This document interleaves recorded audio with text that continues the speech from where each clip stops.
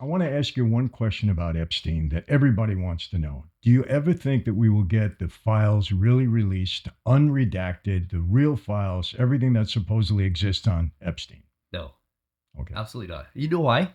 Here's the thing. I assume. Here's the thing.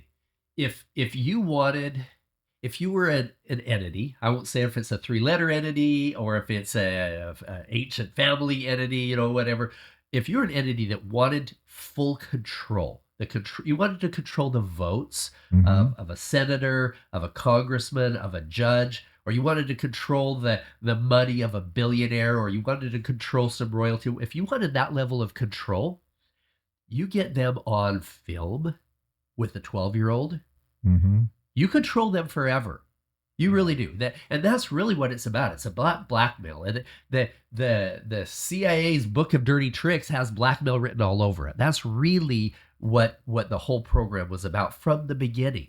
And if we think that even our three-letter agencies are the ones that are in control, we have another thing coming. There are families, there are institutions that are incredibly powerful that have to implement a certain level of control when you get to a place of power, and that is one method that is used. It's something that's used within Hollywood. We see it all over the place with guys who are wanting to be big stars and whatnot. If they can get you at a party, they can get you on film, they can put some level of blackmail on you. Now they can pour the money and the fame and everything else and have you rise to the tops of the tops. And people say you sold your soul to the devil. So that's true in many cases. It's exactly what happens.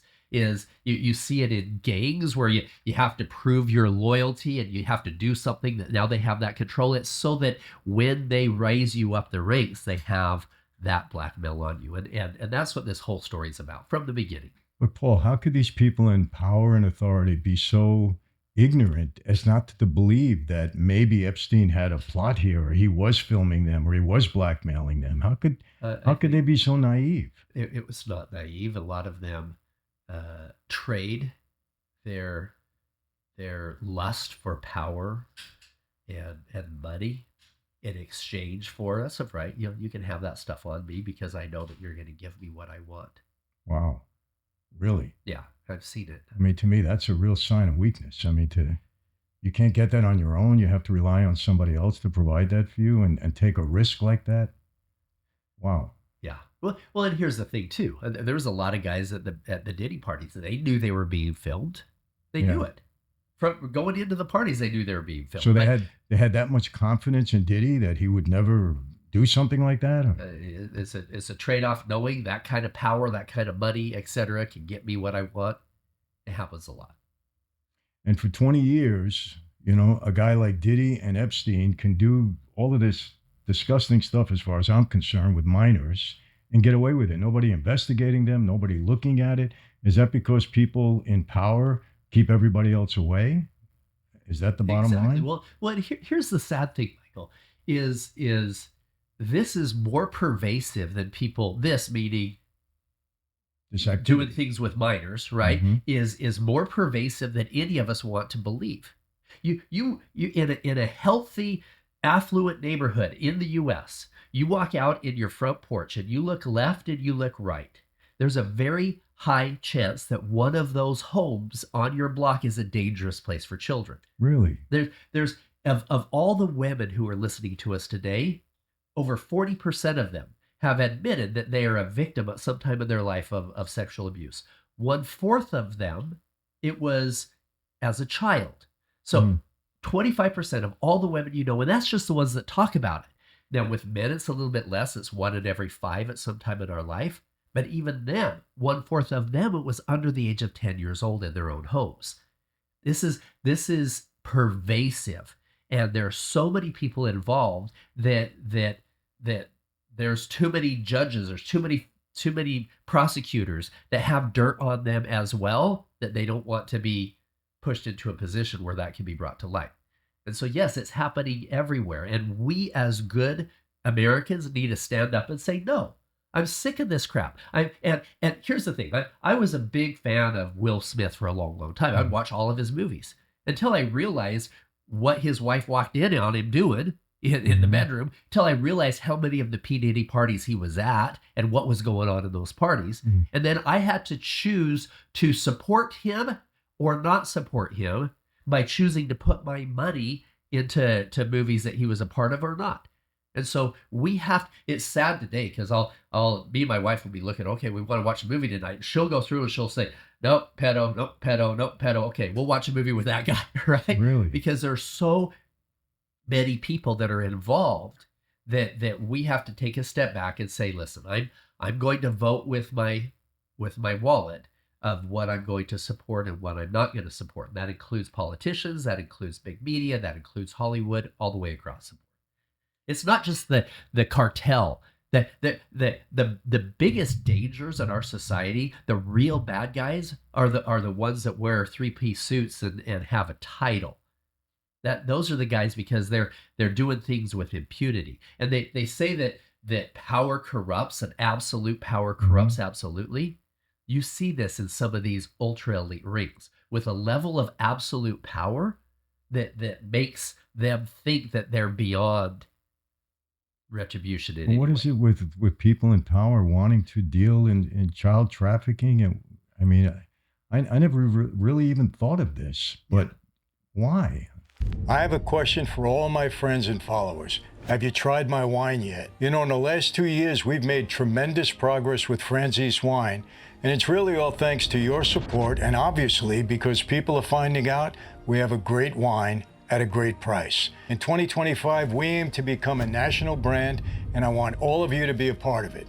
Every bottle you buy, every story you share builds more than a brand. It fuels a movement. The story of our wine is one of people having second chances and of lives being transformed. That's the truth. So go to my website, franzesewine.com, and get your bottle today. Salud, my friends.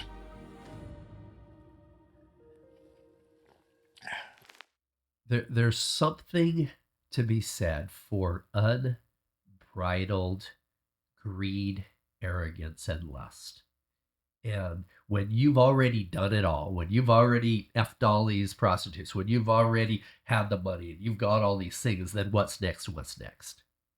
I know, but Paul, you're a very successful guy, but this doesn't come. You're doing just the opposite. Exactly. You're trying to help these people. Well, and what happens is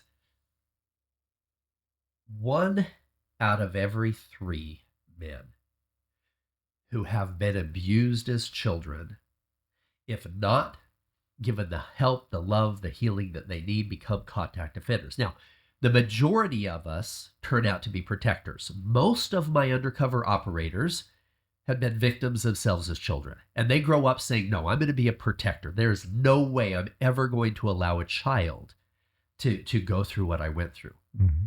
However, if 1 in every 5 men have dealt with that kind of trauma, and 1/4 of them under the age of 10 years old in their own homes, and 1/3 of them end up becoming an abuser in physical, verbal, or sexual abuse of a child, then, and the numbers of those aren't just 1 or 2. The averages are more than 10. In fact, some upwards of 70 victims in their lifetime. And so this is generational trauma. And in fact, after 10 years of undercover work, leading 70 plus undercover child rescue missions in 15 countries, I realized that the problem was bigger today than it was 10 years ago. And I asked myself, I said, Paul, it says, if your goal 10 years ago was to eradicate this evil from the face of the earth, you're not doing a very good job, because there's more today than everywhere. And I had to take a look at it and ask myself, where the hell is this coming from? Why is there such a demand that every time we pull 20 children out of hell, another 20 or 30 more were being sucked back into the deepest recesses of hell just to fill the demand?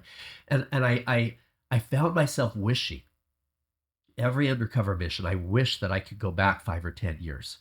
And if I had a time machine and I could rescue those kids then, but even then, if we rescued them, more would be brought in. So I thought, okay, what would I do to really fix it? Well, I would sit down with the perpetrator or the trafficker, and I would say, what is going on in your life that makes you think that in any way it's okay to go down that road?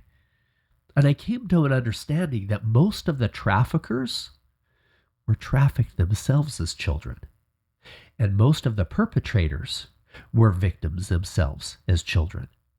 Now, don't get me wrong in saying this. You know, some people get all pissed thinking, oh, Paul's a sympathizer. No, I have literally put my life in danger hundreds of times to ensure that they never hurt innocents again. Were you actually on these undercover? Yeah, I led You or them played a key yourself? part in over 70 missions, and we can go into the pit of darkness and talk about that. So, Yes. so I have been there. I have seen the darkest part of humanity, but I realized that the only way to fix this problem is to figure out how to heal humanity, because it's generational trauma. It is literally hundreds of millions of perpetrators in our neighborhoods. That somebody doesn't just go down to Colombia and go try to, have sex with a child. It's likely already been going on in their own families and their own neighborhoods, and now they're expanding beyond that. And so we need to ask ourselves, do we just take everybody who's dealt with trauma and put them away? No, because the majority of them become protectors. What we need to do is have systems that in their adolescent years and their young adult years, whatever, that we can help them talk about it. We can help them release it so that it never, ever gets to the point where they're passing on that trauma to a child. My friends, if you enjoyed this video, I'm going to give you an opportunity to become my partner in business. Franzese Wine experiencing tremendous growth over the past couple of years, and we're going to experience even further growth in the next few years. You're going to have an opportunity to be my partner because you've been supporting me, you've been my fan base, and I want to share this with you. So go to invest.franzesewine.com, and offer you shouldn't refuse.